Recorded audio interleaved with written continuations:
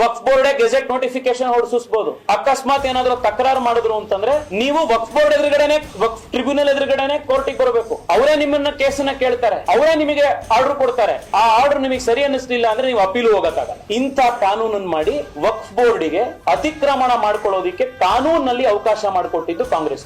ಇವತ್ತು ಅದೇ ಸೆಕ್ಷನ್ 40 ಕೆಳಗಡೆ ನೋಟಿಸ್ ಕೊಟ್ಟು ಅದೇ ಸೆಕ್ಷನ್ 40 ಕೆಳಗಡೆ ಇನ್ಕ್ವೈರಿ ಮಾಡಿ ಇದು ಜಾಗ ನಮ್ದು ಅಂತ ನಮಗನ್ಸಿದೆ, ಅದಕ್ಕೋಸ್ಕರ ರೈತರು ಬಿಡಬೇಕು ಅಂತಂದು 5 ತಲೆಮಾರು 6 ತಲೆಮಾರು 1920-30 ಇಸ್ವಿಯಿಂದ ಜಮೀನು ಸಾಗುವಳಿ ಮಾಡ್ಕೊಂಡ್ ಬಂದಿರುವಂತ ರೈತರ ಜಮೀನನ್ನ ಇದನ್ನ ಕಬಳಿಸುವಂತ ಒಂದು ಹುನ್ನಾರ ನಡೀತಾ ಇದೆ. ಇದೇ ವರ್ಷದ ಡಿಸೆಂಬರ್ ಸೆಷನ್ ನಲ್ಲಿ ಪಾಸ್ ಆಗುವಂತ ವಕ್ಫ್ ಕಾನೂನಲ್ಲಿ ಈ ಎಲ್ಲಾ ಆಟಾಟೋಪಕ್ಕೆ ನರೇಂದ್ರ ಮೋದಿ ಸರ್ಕಾರ ಒಂದು ಫುಲ್ ಸ್ಟಾಪ್ ಇಡುವಂತ ಕೆಲಸ ನಾವು ಮಾಡ್ತಾ ಇದ್ದೀವಿ. ಇದೇ ಸಂದರ್ಭದಲ್ಲಿ ರಾಜ್ಯದ ಜನಕ್ಕೆ, ರಾಜ್ಯದ ರೈತರಿಗೆ ನಾನೊಂದು ಮನವಿ ಕೂಡ ಮಾಡ್ತೀನಿ. ನಮ್ಮ ಜಾಗಗಳನ್ನ, ನಮ್ಮ ದೇಶನ ಸಾಬ್ರು ವೋಟ್ ಹಾಕ್ತಾರೆ ನಮಗೆ ಅನ್ನೋ ಕಾರಣಕ್ಕೋಸ್ಕರ ಮಾರಕ್ ಹೊರಟಿದ್ದಾರೆ ಕಾಂಗ್ರೆಸ್ನವರು. ಯಾವ್ದಾದ್ರೂ ಕಾನೂನು ಇದೆಯಾ ಈ ತರ?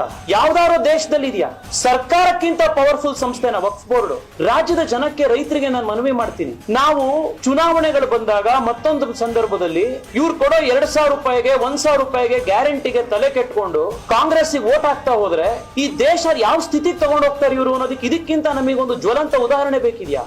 ಬಿಜಾಪುರದಲ್ಲಿ 15,000 ಎಕರೆ ಕೇಳಿದ್ದಾರೆ, ಇವತ್ತು ಒಂದು ಗ್ರಾಮದಲ್ಲಿ 15,000 ಎಕರೆ ಕೇಳಿದ್ದಾರೆ. ನಾಳೆ ಇಡೀ ದೇಶನ ಇದೇ ತರ ಮಾಡ್ತಾ ಹೋಗ್ತಾರೆ, ನಾವೆಲ್ಲೋ ಬೇಕಾವಾಗ?